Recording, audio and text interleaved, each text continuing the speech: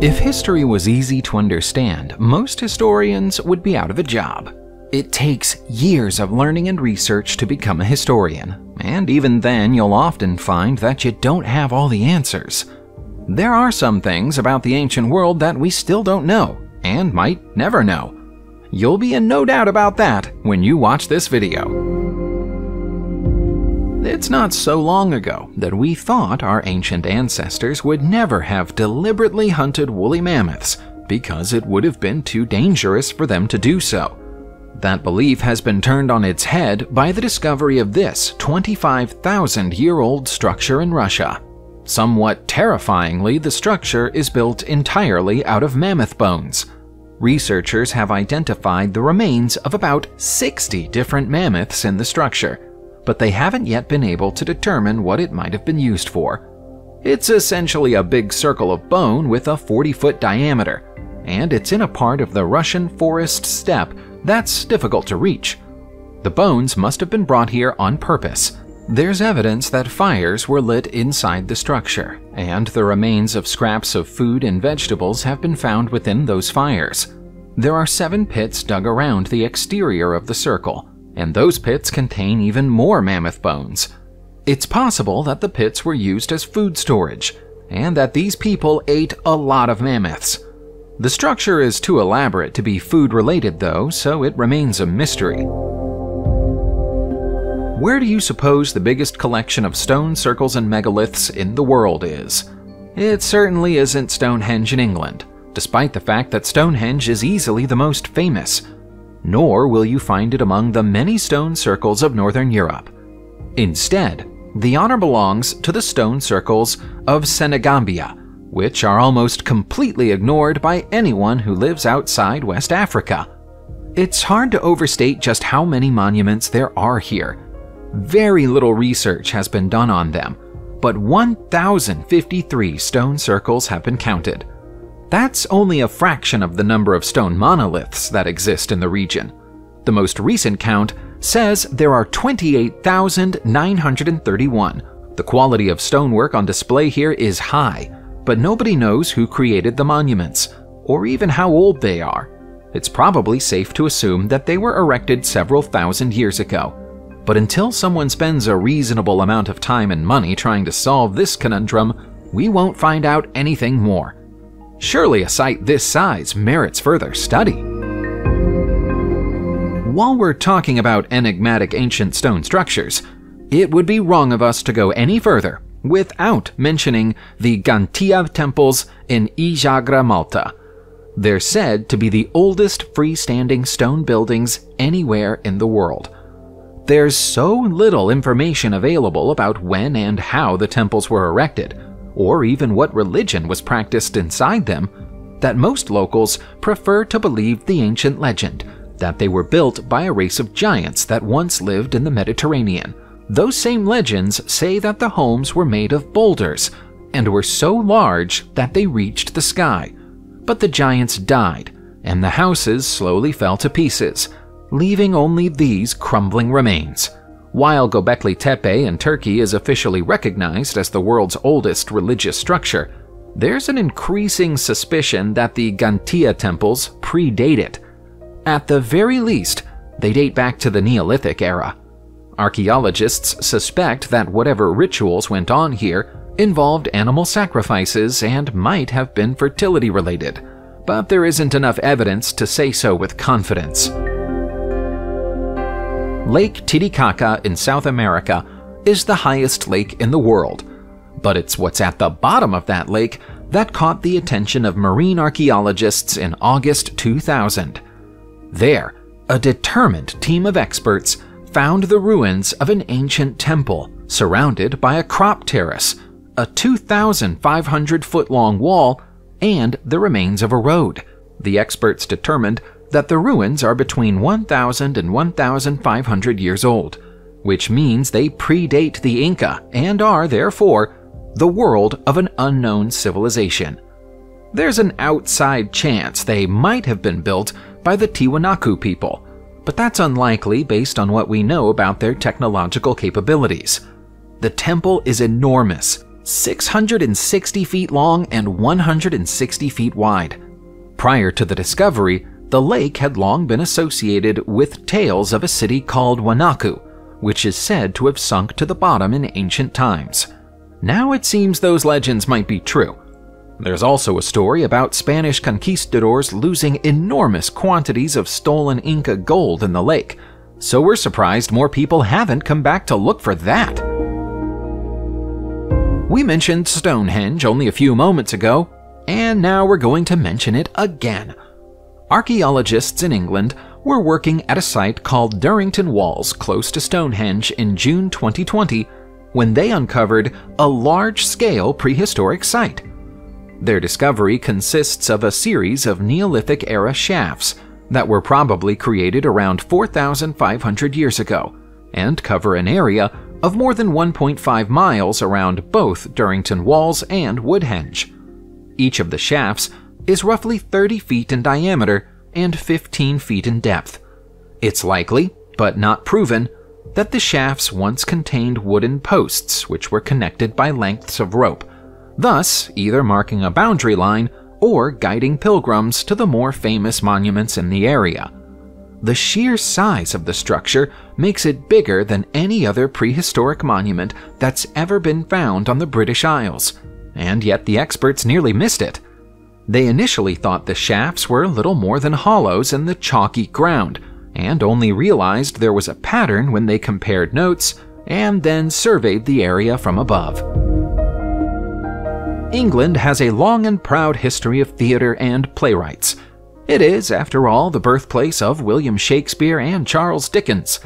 That's why it's long been considered a shame that the Red Lion Theatre, the first theatre ever to be purpose-built in London, couldn't be found by archaeologists.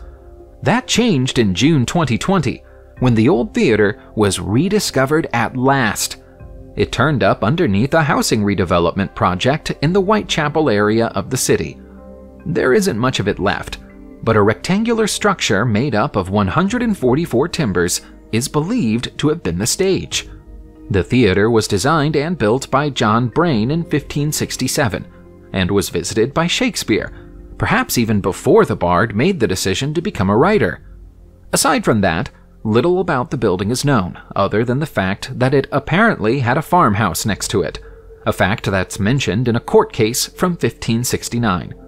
The same court case mentions the measurements of the Red Lion, which has helped archaeologists to confirm that it and the site they found are one and the same thing. It's no longer fit to stage plays on, but it's a wonderful find nonetheless. The ancient Nazca culture in Peru is famous the world over for its Nazca lines, which it created in the desert for unknown reasons. The Nazca lines are doubtless an impressive archaeological site, but just as much attention should be paid to Cahuachi. This is another Nazca site in Peru, and it's said to have been the ceremonial center of the whole culture. They used it as a pilgrimage site, but unfortunately in recent years, it's become just as important a destination for looters. Even after decades of formal archaeological excavations, the site is still covered in undiscovered artifacts and is poorly protected against thieves. It was long thought to have been the capital city of the Nazca, but in the past 20 years, that assessment has changed. It's now thought that people only ever came here to pray, and then left again. It's been abandoned for approximately 1,500 years, but jewelry, ceramics, and even mummies are still found regularly among the 40 or so burial mounds that cover the 0.5 square miles of the site. Our next discovery is not about a single structure, but thousands of them. To the people of Abkhazia, in the Northwest Caucasus, these little buildings are known as ispun. The word means dwarf houses, and comes from a local legend that they were built and lived in by little people thousands of years ago. There are thousands of them between Abkhazia and the Taman Peninsula, and hundreds in Abkhazia alone. The story about dwarves obviously isn't true, but then again, the true backstory of these dolmens is unknown. The archaeological evidence suggests they were created over a 2,000-year-old period, starting 6,000 years ago and ending 4,000 years ago. Some are square, some are rectangular, and some are round. No matter what their base shape is, though, they all consist of a single chamber topped with a slab. There are indecipherable petroglyphs carved into some of them, but most of them are unmarked. There's no evidence of them being used as tombs or in burials. Given that we don't know who built them, it's not all that surprising that we're yet to work out why they were built. Very soon, work will commence on a new high-speed railway network in the United Kingdom. Before that happens, archaeologists have been given one last chance to explore all the ground that will eventually be covered by tracks and stations. One of the affected locations is the ruins of St. Mary's Old Church in Stoke Mandeville. As archaeologists picked through it in September 2021, they found evidence of an even older church hidden beneath it. St. Mary's Church dates back to the country's Anglo-Saxon period. Experts believe it was built by the Normans, somewhere close to the year 1080, not long after William the Conqueror's famous victory at the Battle of Hastings. The shattered roof tiles of the old church underneath it are even older and might have been recycled from an old Roman settlement that once stood nearby. Alternatively, it could even have been built by the Romans, although the archaeologists think it's more likely to be between 3 and 4 centuries older than St. Mary's. There isn't much physical evidence of the pre-Norman period left in this part of the country, so the research teams involved in the project are busy finding out all they can before the opportunity is lost forever. If you were to go 2,300 years back in time in what's now the country of Uzbekistan, you'd find ancient Bactria. The name isn't known by many people today, but it was a big deal during the Hellenistic period. It was also in constant need of protection, which is why the fortress of Uzundara was built. In August 2021, that fortress was rediscovered and excavated. This was once a border outpost in the Boysan region of the country, and would have protected Bactria from the gangs of barbarians and nomads who posed a constant threat. Thus far, the experts have managed to identify a triangle-shaped citadel, a rectangular base, and an enormous protective wall that featured 13 towers. Even that wasn't enough. History records that Uzundara was destroyed by barbarians during the reign of Eucratides I around 2,170 years ago. The site still contains coins dated to the era of Euthydemus I and Alexander the Great, along with weapons and shield fragments. It would seem that the soldiers tasked with guarding the fortress didn't go down without a fight, but it's curious that their bodies don't appear to be here. Ancient humans were nomadic. They might have settled down occasionally, perhaps for a few months at a time to take advantage of favorable weather for hunting, but by and large, they roamed the landscape in search of resources. That means Mesolithic-era settlements are rare discoveries, but they're there to be found if you know where to look. Here are a whole bunch of them close to Russia's Veletma River that were recently found by a team from the Russian Academy of Sciences Institute of Archaeology. The archaeologists believe that the settlements are around 10,000 years old. The primitive settlements were probably built by the Butovo culture, which is known to have occupied land around the Upper Volga.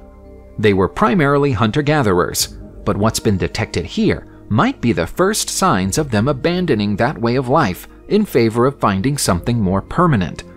A combination of flint hunting and fishing tools and large piles of fish and animal bones at the site close to a hearth implies that this was an agricultural site, possibly even a large one with several communities sharing the same resources.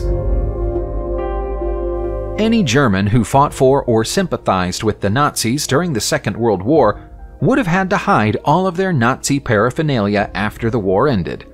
Being found in possession of it could be enough to get you sent to jail. Most of it was destroyed for that reason, but some people went to great lengths to secretly keep hold of their trinkets. A large collection was discovered in a wall cavity in the city of Hagen in August 2021, while a home was being renovated after a flood. There's no suggestion that the property's current owner was aware of the stash or had anything to do with the Nazis. The haul, which was wrapped in a newspaper from 1945, includes a revolver, gas masks, a knuckle duster, a pair of winged eagles, and reams of paperwork and letters. Much of the paperwork was issued by the NSV and outlines plans for providing state welfare and aid, financed by the confiscation of assets from Jewish people and money raised by forced labor.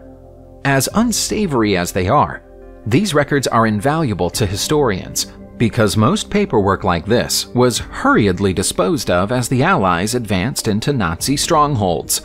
Whoever stored these artifacts probably ignored a direct order to destroy them. Subscribe to the channel, turn on the notification bell, and enjoy watching new videos on my channel. Thanks for watching and see you soon!